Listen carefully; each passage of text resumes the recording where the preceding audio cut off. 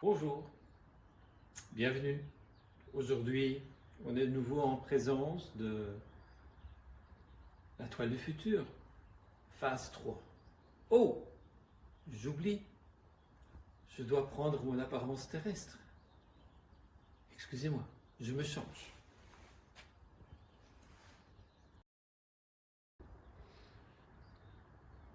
Bonjour, bienvenue. On est là, la toile du futur. Aujourd'hui, phase 3. Dans la phase 3, je vais vous montrer de nouveau une construction où je vais travailler d'une partie avec des aérosols. C'est pour ça qu'on est dans l'atelier extérieur. Il y a une partie que je vais déjà vous montrer où je vais créer le début sur une phase de cette toile qui sera avec différentes peintures, outils que je vais vous montrer aussi pour les artistes qui sont intéressés. Et bien sûr, les autres 3 côtés, je vais les finaliser dans mon atelier intérieur.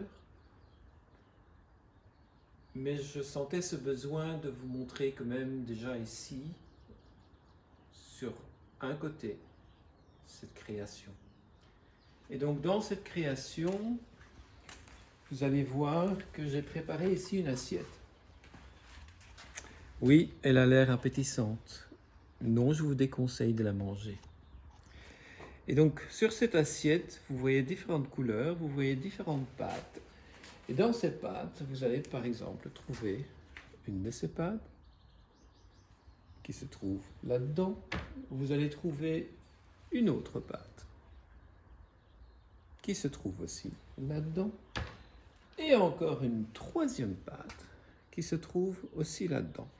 Quel est le but de ces pâtes? C'est que je peux vraiment les façonner comme je veux. Il y a aussi ceci. Ceci est pour donner une couleur perlée qui donne un très bel effet et qui se trouve là. Mais les 3 pâtes que je vous ai présentées avant, et aussi celle-ci, Glow in the Dark, c'est une pâte que j'adore utiliser parce que c'est ça qui fait l'effet que même quand ma toile a été exposée pendant des heures à toutes sortes de lumière, que quand on éteint tout à fait la lumière le soir, que pendant des heures, elle reste encore visible aussi dans le noir. Et donc cette pâte ici que vous voyez, ce sont des pâtes qui sont très modulables, mais avec lesquelles par après je vais pouvoir travailler en relief et je vais pouvoir vraiment créer ces profondeurs dans les toiles où je veux qu'éventuellement il y a des formes ou des couleurs qui vont s'accentuer et qui vont faire que quand vous vous trouvez devant, c'est déjà une étape plus loin, il faut d'abord se mettre devant ma toile pour par après rentrer à travers ce relief dans les toiles et c'est ça qui va faire que ça va donner cette profondeur aussi. Donc j'ai des peintures spécialement qui vont garder une certaine épaisseur, mais celles-ci, ces pâtes-là, vont vraiment créer comme une sorte de sculpture que je vais pouvoir utiliser, qui vont être complémentaires aux peintures. Dans un premier temps, je vais d'abord travailler avec des aérosols. Aujourd'hui, je vais travailler avec 4 aérosols. Ceci est une couleur rouge, mais métallique.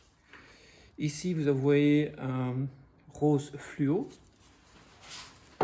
Et alors, bien sûr, je vais aussi utiliser la couleur dorée et argentée de la série 600, qui sont des peintures que j'utilise beaucoup, souvent dans une première couche, que par après, dans la toile finie, vous n'allez jamais la voir, mais en dessous, souvent cette toile, ces couleurs-là vont se trouver sur la fondation de la toile. Pourquoi? Parce que il y a une chose que vous devez savoir, c'est que chaque couleur tient une vibration.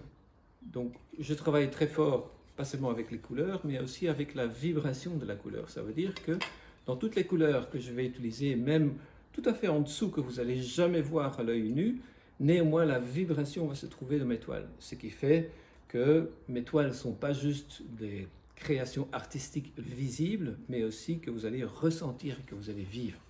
Donc je vais commencer par l'argenté. où je vais lui mettre... Donc ici, vous allez voir, j'ai filmé ce que ça donne quand elle est complètement séchée et quand elle a été exposée à la lumière UV. Donc je vais vous mettre ça dans le montage d'aujourd'hui.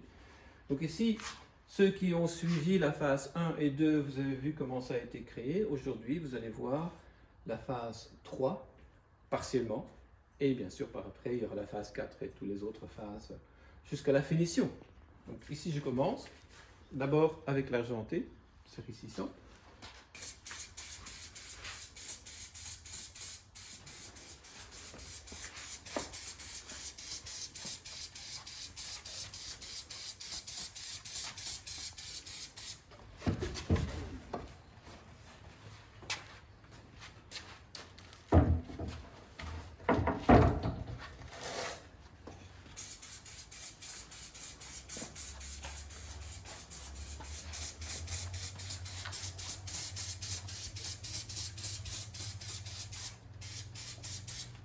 Et donc là, vous voyez déjà ce petit bord argenté qui se met.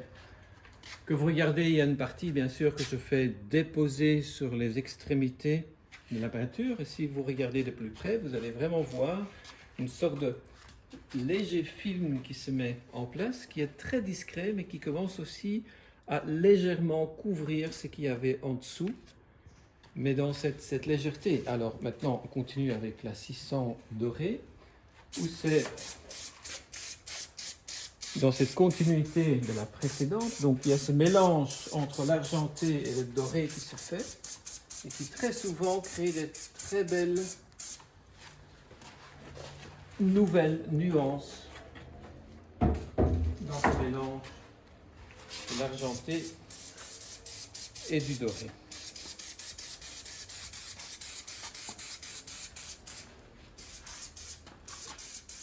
Et ici, avec le doré, ce que je vais faire, je vais légèrement aussi couvrir la toile dans son entièreté, mais c'est vraiment pour créer cette vibration qui se trouve en dessous.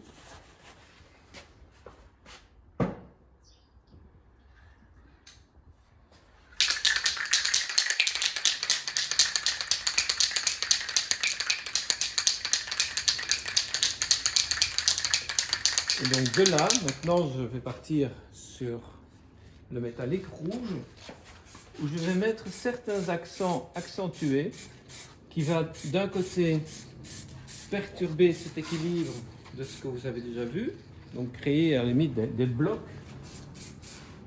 mais que par après je vais utiliser pour créer cette profondeur visuelle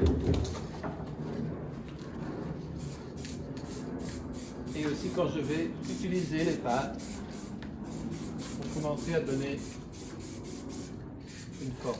Même chose, je vais légèrement activer le centre avec cette couleur rouge, sachant que comme c'est une peinture différente de l'acrylique, elle va vraiment se fondre dedans et elle va créer un mélange qui donne des effets assez remarquables. Alors ici, je passe dans le fluo qui va très fort mettre l'accent une fois que je vais utiliser les pâtes, parce qu'ils vont transpercer et ils vont donner cet effet de profondeur où ça créera ce relief.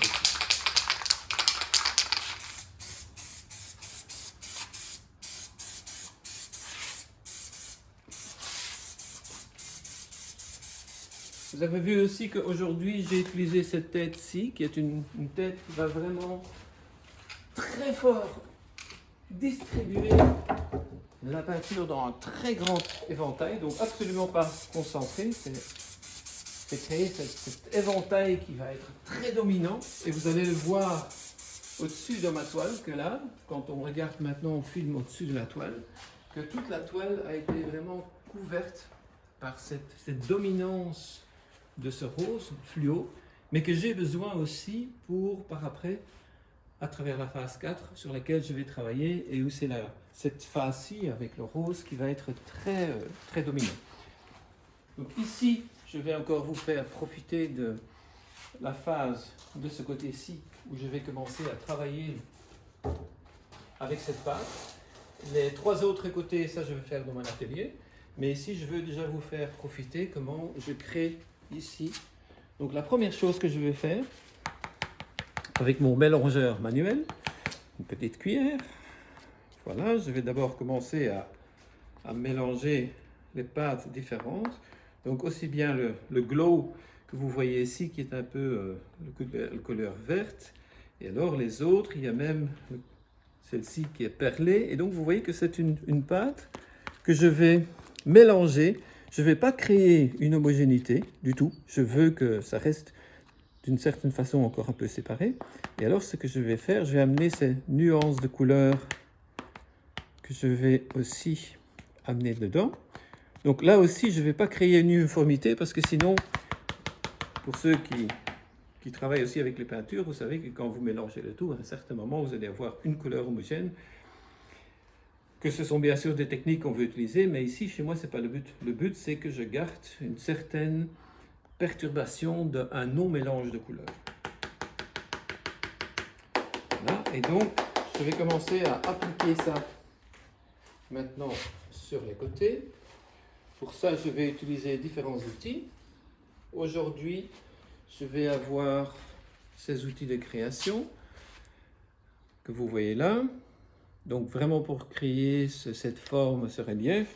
Et aussi là où je vais vraiment aller dans le détail avec ces outils-là. Okay.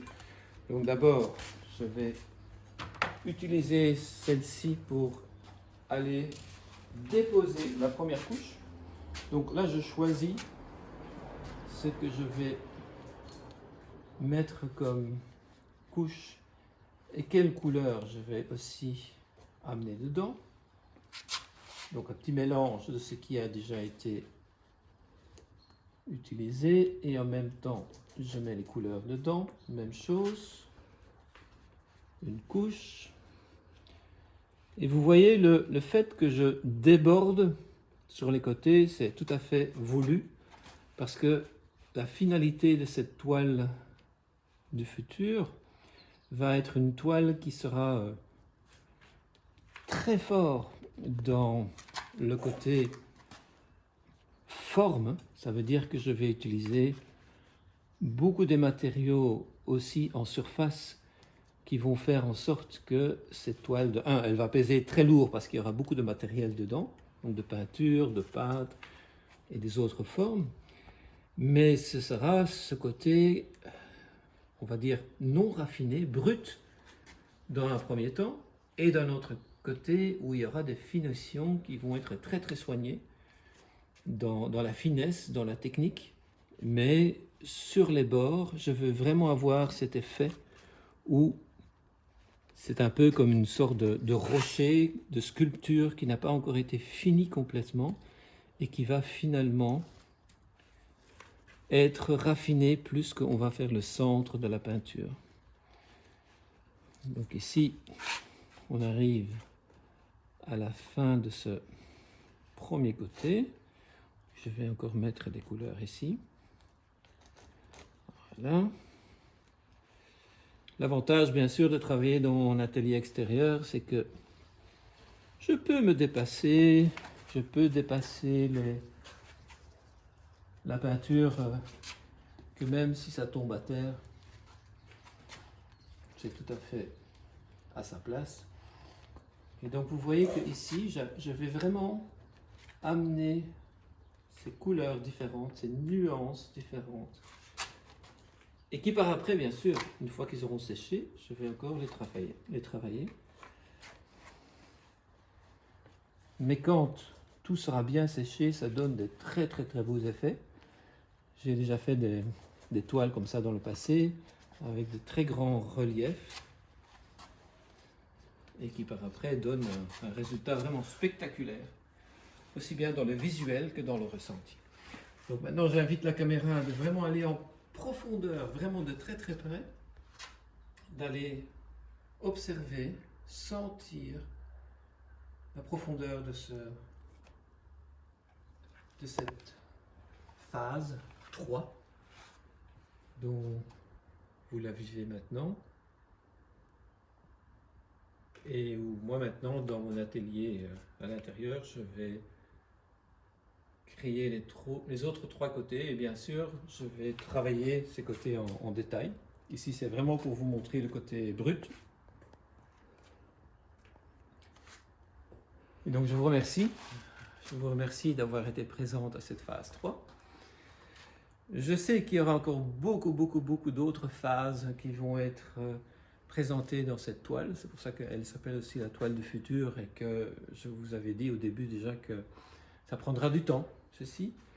Et une fois qu'elle sera prête, c'est prévu qu'elle fait le tour du monde. Et qu'une fois qu'elle aura fait le tour du monde, il ira vers le propriétaire qui est déjà connu.